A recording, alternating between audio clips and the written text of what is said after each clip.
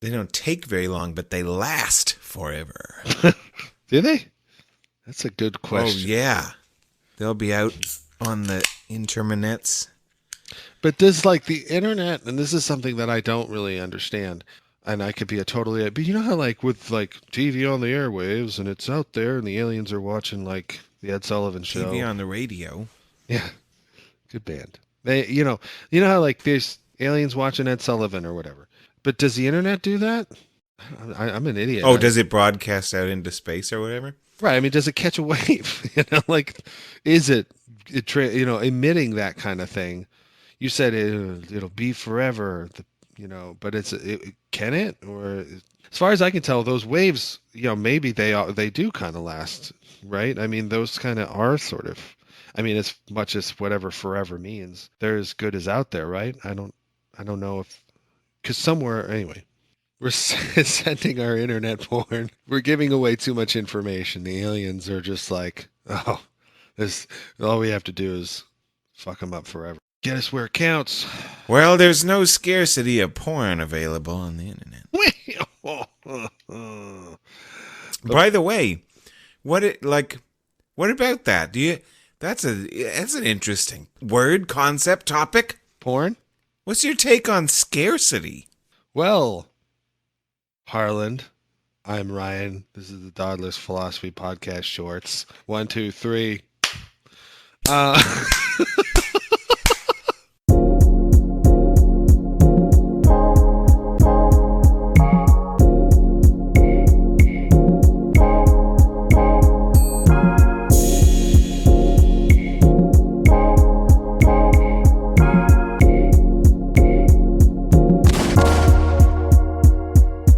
my take on scarcity. Um, Geez, now that you ask, I'm gonna turn. Can I turn it around and ask you, or do you need me to sit here and pause for a moment while I do something A about take that? on scarcity that I can generate. Yes. One thing that whenever I hear the word, I usually kind of go Roddenberry on it. I think that scarcity seems like a technological problem. One of these things, how David Deutsch likes to say problems are inevitable and problems are soluble. That not having enough of something that you want slash need seems like just a failure of either accrual or invention on your part. And that, yeah, all we got to do is invent a replicator that can make Earl Grey hot out of whatever it makes it out of. Some kind of, whether we do like 3D printers now or whatever, and have some kind of general sand or gunk that you pour into the machine and it transmogrifies it, or if it can just somehow do it with ambient virtual particles that are popping in and out of existence all the time. I don't care where it comes from. But yeah, scarcity, I just want to fix it. I want to eliminate scarcity. Okay. I can. Yeah. I guess I definitely see the sort of also the economic component of scarcity. For instance, somebody who has control over something that's scarce is in a good place, right? So they can dole it out at a high price. To an extent, maybe there's minimal effort. So it's like get rich easy. Fuckers cornered the market on flax. Yeah. So, yeah, I think that that's also the other part of it is that if it's in high demand, something that's scarce can lead to sleazeballs, right? It could also lead to like hyper overregulation and just sort of fetishization of something like rhino horns and tiger penis, and things like that. And because they're scarce, it makes it even more like it's a sign of like, well, I can afford this. So there's a lot of weird power play and showiness involved in it as well. Fixing scarcity at that point, meaning, in the case of some of these endangered animals, would then, stop that. But it's almost like sometimes people feed off of it. There would be at least two ways to minimize or eliminate scarcity, especially under this economic model, right? Because in part it's determined by demand. Something can't be scarce if no population has a desire to accumulate it. Dust motes are plentiful everywhere, but they could become scarce if, for some reason, everyone wanted to have dust collections. Stupid example, but that scarcity is determined by if someone has a demand for it. So another way to eliminate scarcity would just be to make people not care about that anymore. One way would be to have some technological way to manufacture rhino horn that is indistinguishable from the real thing or whatever, because then we would have the derivative problem of the authenticity phenomenon where they'd say, well, sure, but yours is a replicator horn and I want a real horn and I need to see the dead animal, whatever. But another way would be to just have people stop believing in aphrodisiacs or whatever it is they're using it for, so that no one wanted it. But then, we have the whole concept of manufacturing scarcity, so that, that they do in all these collectors markets, for example, so that you can drum up demand and get people to pursue and you get media attention or whatever. But you can, we could have made 1 billion widgets, but we only made 100 so that it had a higher value. Yeah, no, I think scarcity so far, and maybe by the end of this little short, I'll think differently, but so far scarcity to me seems like it has ill intent all over it. It's just nothing but bad, and it attracts bad faith and all that kind of stuff. And that we say it's scarce, right? If we didn't care, then it wouldn't matter. So who's saying it's scarce around here? It's like playing a game of werewolf and everybody wakes up and they're like, who killed him? It seems to me like, that's sort of a... Well, yeah, there's a connotative pollution element to it, I think. Right. Nice. Scarcity sounds negative, but there are quote-unquote synonyms of it that have more positive connotations. One example being rarity, right? If something's rare, that in a sense means the same thing. It's scarce, it's hard to find, there's not very many, there's more in demand than there are in supply. But rare kind of sounds good, like, And then there's the whole thing about if you have too much of a good thing, you stop appreciating it. But if the really crystalline, diamond, beautiful experiences, moments, examples, cups of coffee, good beers, whatever, if they're rare, scarce, then you might appreciate them more. I'm just trying to think of ways where it's not necessarily always negative. Well, it's funny because I'm just going automatically towards the negative, aspects. Like, for instance, psychopaths are rare, but we don't want more of them. I'm like, damn it. I'm trying to go with you, but that voice in my head's like, yeah, but pss, pss, pss, pss, pss, pss. Don't forget to mention psychopaths. Yeah, that's always in your head saying, don't forget me. I'm still in here, Ryan. I'm coming out. So, yeah, I don't know. I like that you're trying to take a positive spin on this. That's good. But I don't know. Well, isn't another way, I don't know if this counts as good or if we're supposed to look at it as just neutral and natural. Neutral and natural. That's classic. We need to make that like an underarm deodorant. You need to work for a marketing company. It's neutral and natural, folks. Classic.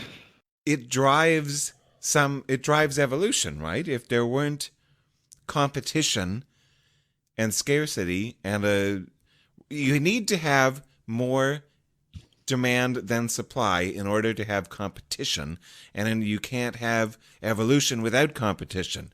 So there are probably all kinds of oversimplifications, and I don't literally want to be claiming that, but okay. I'm saying someone might say that. Now what do you say? You can have evolution with cooperation. Obviously that's what I would say as I adjust my glasses that I don't wear because I don't need glasses. 20/20 vision. I see into the future, not the past. Yeah, I mean, yeah, I mean, it's not Well, all forget about the can't competition. then, but often does. Is there nothing? Is there no way that scarcity plays a role in natural selection? You son of a bitch! Sure, of course. Yay, Maybe Uncle. you could talk about that for a minute. Well, when I think of something that's rare and scarce and all the kind of minimalized proportions or whatever of a population or aggregate or whatever you want to call it, large collection of things in evolution, I think where when things are rare and scarce, they risk going away entirely just on accident. There's sort of that tragedy that goes in that one direction, but then there's also it could catch the right wave, that scarce trait or whatever it is that we want to talk about, and kind of blast into larger numbers just also on accident, maybe because it just happened to be in the right place at the right time to get refuge from some disaster that wipes out the common type, and then it can just explode or something. And so, yeah, you could have that, but that's still the domain of like stochasticity and risk and chance and all that kind of stuff. Once you get into natural selection, you're really kind of playing with the larger proportions, and even I think with frequency dependent selection and the inverse of that, I can't for some reason right now remember, like the idea of you select something because it's common, or you select something because it's rare relatively, not rare in the sense that I think we're talking about. But when it comes to that kind of thing, you're in still large numbers, I guess. So you're not really rare. But right now you're talking about prevalence of genes in populations, right? I said trait, but whatever. Trait, whatever. What I wonder if I'm the only one, or if some of our audience members were also thinking this. What? I'm talking about the scarcity of resources and the competition for the resources, not the genes. Oh, okay. And Gotcha. episode Who Cares, episodic synchrony. This is your thing, right? Like, and doesn't the scarce resources have a role in that? And Yeah. can I shove you closer to I know. to your own ideas here? Wow. You hit me with my own stick. Yeah, well, I mean, in that sense, yes, you have plenty going on as far as theoretically, anyway.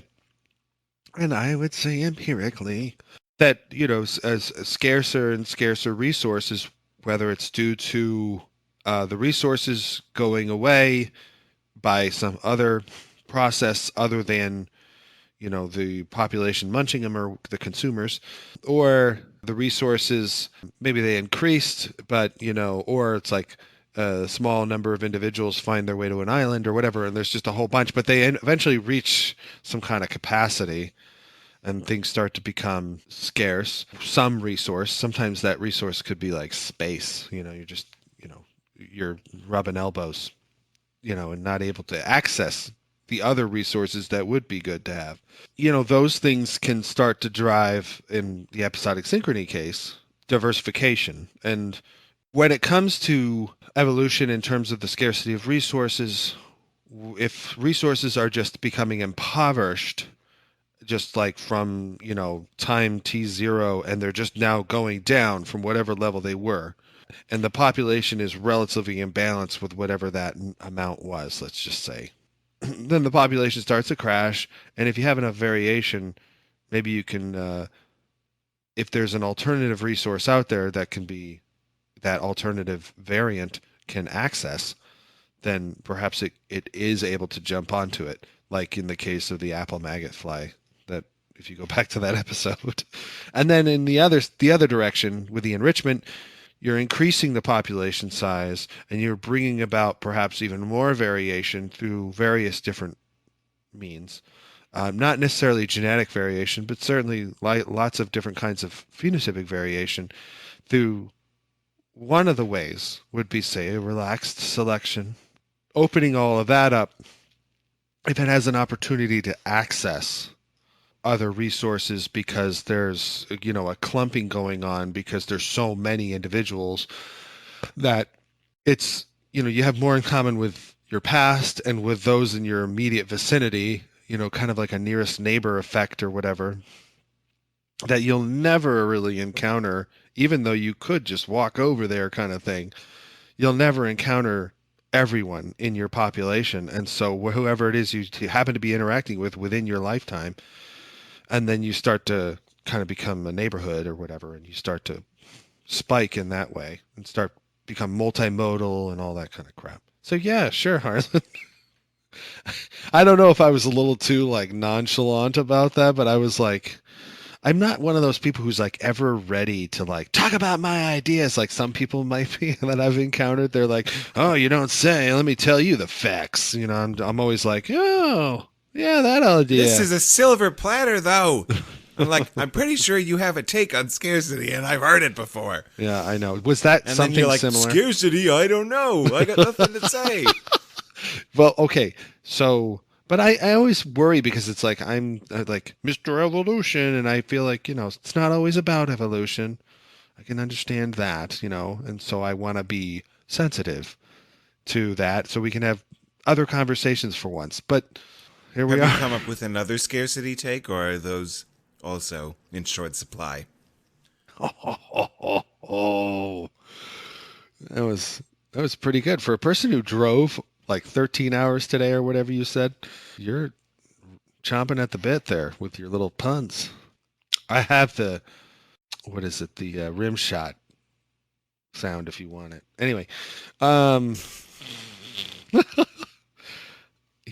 don't have any other takes. Hell, I didn't even remember the take I had that you remembered I had, hitting me with my own stick. Was that satisfactory, or do you feel like I didn't hit it at all? And I was just like, I don't know. I always get self-conscious when I start talking about these things, because if I start going about it in detail, all my experiences in ever talking about intellectual things with most people, they're all just like, yawn, like, when can I get away from this person? So I'm always like, especially when it comes to my own idea, aside from yourself and a few other people that we know. Though they're rare and hard to find, our audience, I'm sure, just eats it up. I hope they eat You're as much in of good it up. company here on the Dawdlers philosophy. Yeah, no, for sure. I know I am. But what are you? My father. I'm rare. I'm a rare individual, Harlan. I'm unique. All right, well, you're undercooked, that's for sure. For sure. I quickly admit that.